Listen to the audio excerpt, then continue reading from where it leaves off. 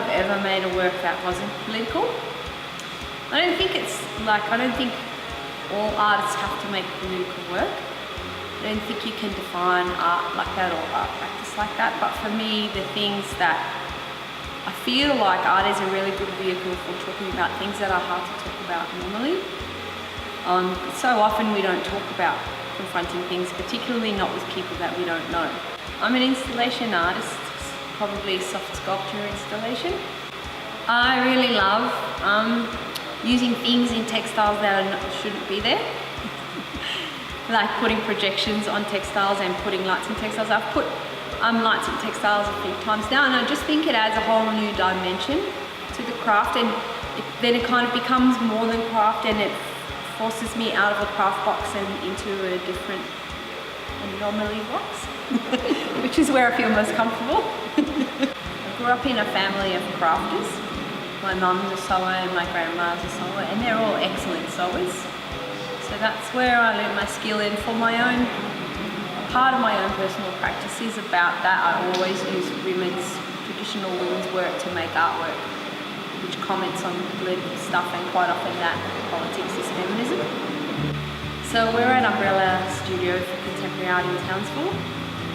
The reason why we're here is because I recently got an artist residency at Aberystwyth Art Centre that was facilitated through Umbrella Studio by the previous director, Vicky Salisbury. Often poetry and words, and particularly political writing, is my main impetus for my work. I read a lot of things, but every now and then there'll be a sentence or a group of sentences that inspire me to take those words into a different place. Sometimes they're song lyrics, sometimes they're essays, just really depends, but I think that's normally what sparks my creativity. I think it's always kind of an epiphany, like it's never really engineered.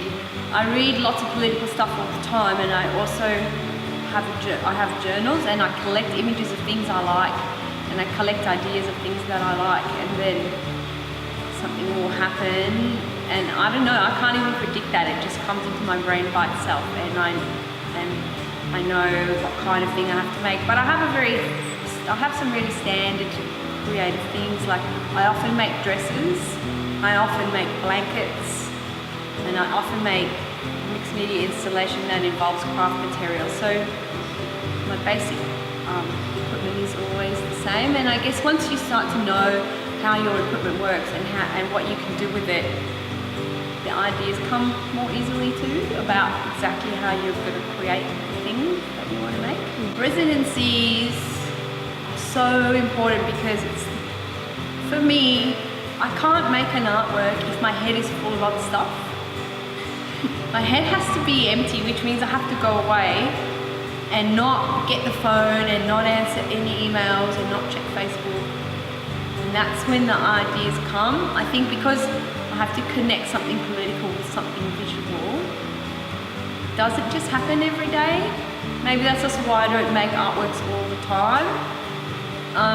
So yeah, art residencies are really important because it takes about 4 weeks to empty your brain of all the shit that happened before you got there, and then finally you can have a look around you and think about what it is that is important and find a way to express that. I decided that I wanted to extend my own practice, and I wanted to combine the things I expect in my curatorial tasks from other artists in my work. So I had an artist residency at Bristol University where I used their scanning electron microscopies, which are really big microscopes, and all the textiles that I normally use, like muslin and felt, they all went in the machine, and I got microscopic images of those things. And so I knew that somehow I had to use that in my work, and that was the first time I've ever had anything really dictated to me like that. By the time I got to Aberystwyth, the things that I noticed was how in the winter in England, because it's so foggy and misty, it's kind of like the people who walk in front of you up the road, it's like they're not really there, it's like they're ghosts a little bit. And this other thing that really inspired me for years, and I never had the time to make anything about it, was a talk Richard Flanagan once gave called The Decline of Love and the Rise of Non-Freedom. And in that book, he talks about how the more conservative we become politically, the less acts of love are taken, and the less free we become. And I started to, and at that time there was lots of refugee stuff happening in Syria, and there were all of these images of women and children, and just as innocent were the men, but I always end up commenting on feminism, and so I decided to make that dress, and I made it on purpose out of muslin so that it's not really there. It's translucent and transparent. But I also wanted to make it beautiful because I wanted to celebrate that women are really beautiful at the same time. And I had to use those images from Bristol, and I thought, well, how am I going to do this? So in the end, I used the images from Bristol to make a screen, and I screen printed the patterns that are on that dress. And then I also photoshopped that image and made that image into the heart that is projected on the front of the dress, because I feel like in order for women, through feminism sometimes, to be heard, they have to wear their heart on their sleeve, and that's what makes women different to men in a way. I've never ever worked with pastels before. Same with the dress, it's all pastel, and that's not really the colour that I work with. But in Aberystwyth, I was really inspired by how all the houses are pastel colours, and it was really, in all of that grey and dark, you really need some colour. And so this is a really massive reference to Aberystwyth, I guess, because I specifically chose the grey to reference all the slate that's in Wales, and also the grey sky. And then all the pastel colours reference the houses and the buildings. This work is about refugees. It's called A Blanket of Hope for the Wretched, and the idea here is that I've sewed every button is a refugee tent, and I've sewed all the buttons in a grid formation, just like we have in refugee camps. And then here this is a sight like in a gun, like when a sniper's shooting you from the thing, and so that light there is the shot every time someone gets shot. Also kind of made it into a tessellation shape, which references Arabic tessellation, because I feel like it's important to remember that actually the part of society that, you know, those people that are getting shot, actually they contributed immensely, culturally and artistically, to the world, and the things that they made are really beautiful, and we have to remember that.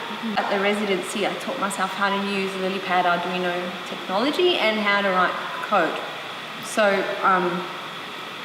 these lights work with a LilyPad, and maybe I'll just unplug it and show everyone. So this little baby here is a LilyPad. It's very cute and nifty because you just plug this thing into your computer with a USB port. You write some code, and then the code gets transferred into that microchip. And then you just clip all of this into the conductive thread LilyPad holder, and this controls the light. It controls how bright or how dark the light is, how frequently it flashes, how long the darkness is between flashes. And what's great about this technology is that it can be washed. So you can put lights into clothing and blankets now. A few years ago, I was in this meeting and we were talking about artwork in Townsville, and someone from Townsville said, "Oh, I just don't think we can do that." And since then, I've just always thought, we can do it. And I think that about my own work too. Like, if you don't push yourself to make something new, then what are you doing here?